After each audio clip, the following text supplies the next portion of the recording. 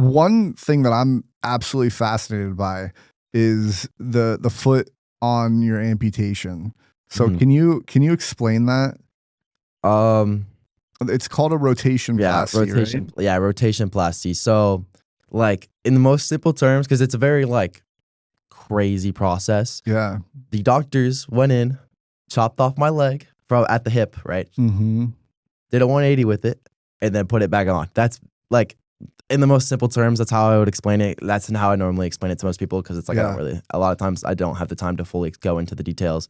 But it's like, um, they like had to cut through it. They had to disconnect every single like nerve and Mm-hmm. cut through all the muscle, which Mm-hmm. I'm like my hip is like very weak because of it. Mm-hmm. And then like if you look at my scarring, it goes all the way down my leg because when they were like refiring the nerves, when they reconnected the nerves, Yeah. they had to like restructure everything in my hip and through my leg. So it's like it's Whoa. very weird.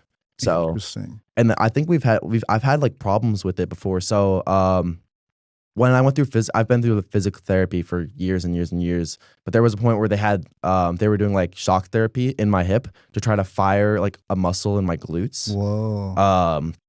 Because it was supposedly like going to help me walk like straighter, I guess. I Okay. don't like have a better gait. Yeah. But the problem was that the muscle wasn't connected to anything. So Oh. I learned how to fire it. I can still fire it like right now, but it doesn't do anything. So it's just there, which is Interesting. very weird. Interesting. Okay. And so for just a better visual, so you essentially have your good foot or your good leg like this, right? Yeah, yeah. And then your other foot is basically It's like that, yeah. upside down. It's upside down. But it's it's shorter. Yeah. And so the thought process with that is basically your heel is your knee. Yes. And so you basically have a knee as a result of your ankle. A knee as a heel and a heel as a knee. So that was the whole point. So when I'm walking in a prosthetic, I can bend my knee. Yeah. And I can bend my heel just as like a knee would bend, and I can't bend it as far. So like when like you can bend your knee straight and then you can bend it like really far back and like tuck it under you, but I can only bend it about 90 degrees. Mm-hmm. So it only goes down to here, but it goes straight, right?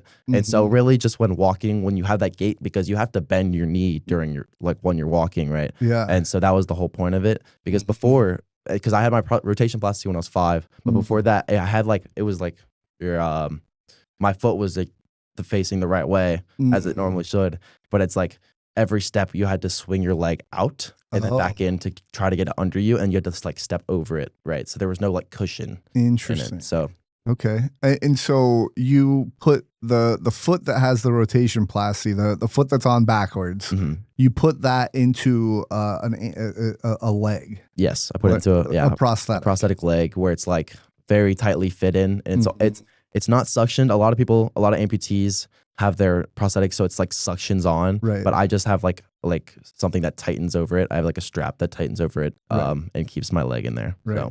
Yeah. Cool. Anything else that you want to share about your disability that we missed?